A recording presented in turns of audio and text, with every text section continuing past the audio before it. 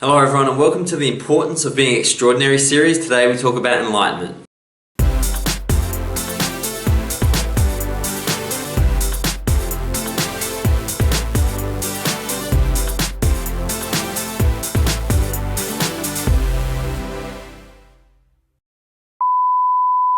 Enlightenment, wow, it's taken us so long to get here.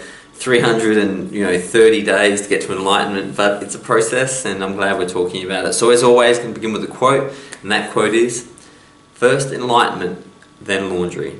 Zen proverb. First enlightenment, then laundry. Everything you need to know about Zen is in that one small statement.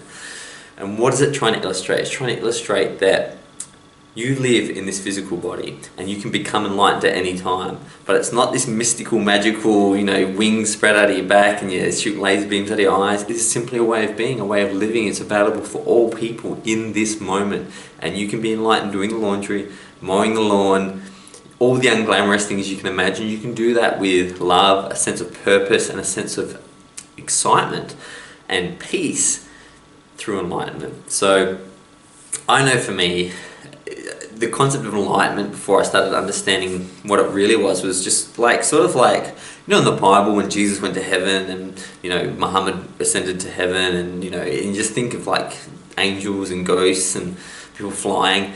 I think that's how I saw enlightenment, and I think that's what a lot of people do, not realizing it's actually a very simple process that human beings have been doing for thousands of years. And I think that one of the reasons it's been turned into this airy-fairy magical thing is because enlightened people aren't super great for capitalist societies. Enlightened people don't spend a lot of money, they don't have a lot of things, and they don't jump into profitable wars and get involved in damaging politics. So it makes sense to me now why modern culture has seen enlightenment as something that only happens to the Buddha, when in reality it can happen to everyone if they focus and go through the process. For me, the process for enlightenment is that I don't worry about stuff as much anymore, and that's big. That's really, really big. If I remember how I used to be, and I get glimpses into it, how most of my day was spent in worry.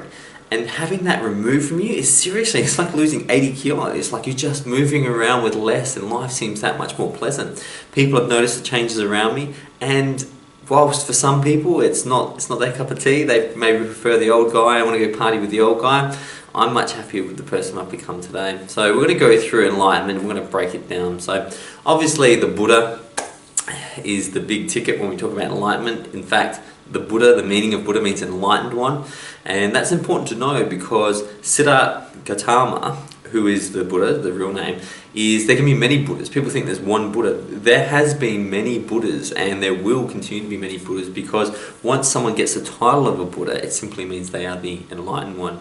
And in many cultures, you go to Japan, they can talk to you about different Buddhas, which blows people's minds, but it also helps you understand that Buddhahood is available for everyone. Just interesting, there's in some Buddhist contexts, the idea of being a Buddha, there's also a thing, their version of saint is known as a bodhisattva, and a bodhisattva is when someone renounces nirvana and to come back and to continue to teach and to sort of work within the physical form to help people. Dr. Suzuki, who was recognized as an enlightened man for a long, long time, when he was once asked what enlightenment is like, he used to talk about it being like normal life, but just a few inches off the ground. And when he described that, it really hit me, because I can appreciate where he's coming from. You're not flying through the air, but things don't weigh you down so much. You're not carrying the baggage. You're going to each moment like a child, where it's fresh, new, and anything can be happening, and you're totally absorbed by it. And geez, everything's easier. Do you remember when you were a kid and your parents would go, "We're going to go to the shops," and you'd be like, "Oh my God, we're going to the shops," and you're in the car and you're looking around, the sights and smells. Now when you go to the shops, it's the biggest drag in the world. What happened? The shops didn't change. Well, maybe they changed a little bit, but the idea of going to the shops didn't change.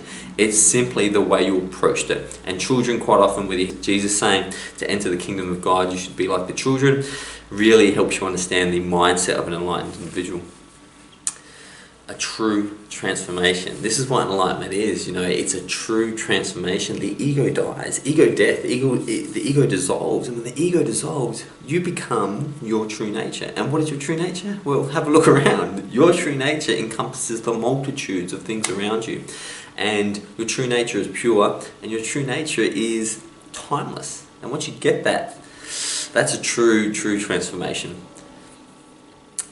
Enlightenment is available at every moment. This is key to Zen. That's why I love Zen so much. Is don't stress, because the next decision you make is the most important decision of your life, and what's happening right now, anything can happen. And this is best illustrated by a Zen monk who once was frustrated with his process to enlightenment.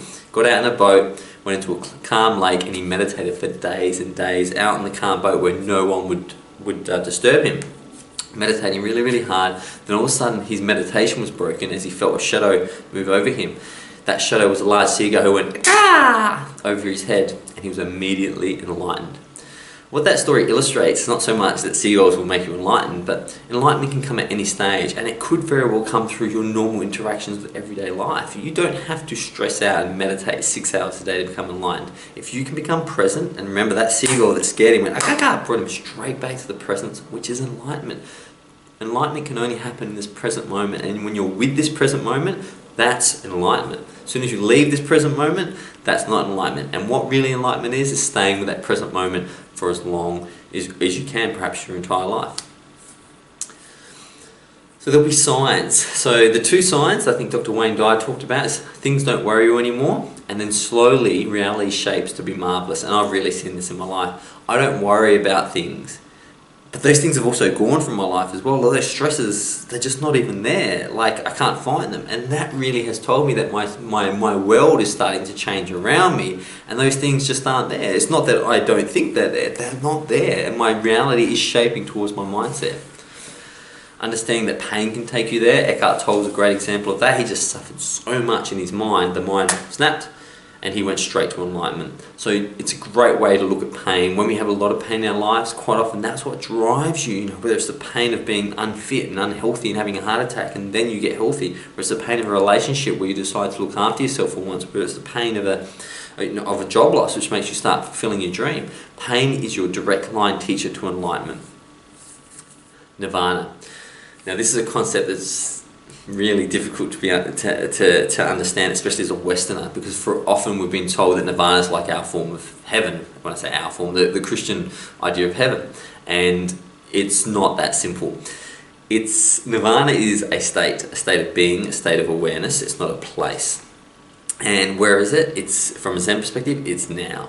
And Nirvana, and this is what Jesus used to nail this, is go, the kingdom of God is here, without and within you. You talk about being within you, like present in the moment. The idea of going somewhere or having to die to go to heaven is just something that as humans we've thought, well, I'm not in heaven right now, so maybe if I die.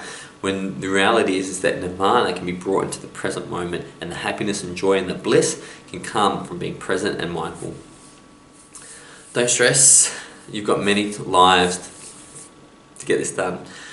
I did a video on the egg, which is a video I recommend. If you just Google Andy Weir, the egg, after this video and check it out. If you haven't seen it, it explains how reincarnation works. The concept of, the way we've been taught very simply, reincarnation is you die and you become a butterfly and then you become in future. It's more complex than that. And you've got time to work this out.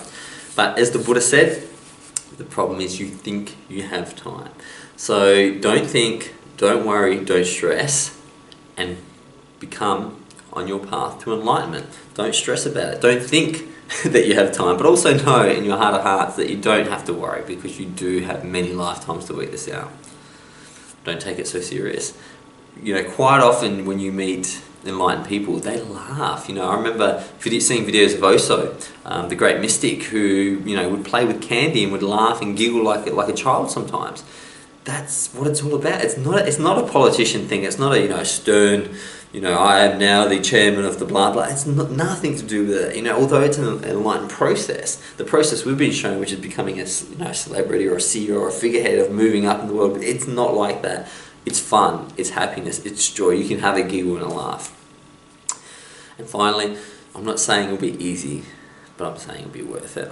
We suffer, we all suffer, and we all go through pain, and you have a choice in life. Do you stay with pain and create suffering, or do you allow pain to come into your life and eliminate suffering and learn from your experiences and become a better person?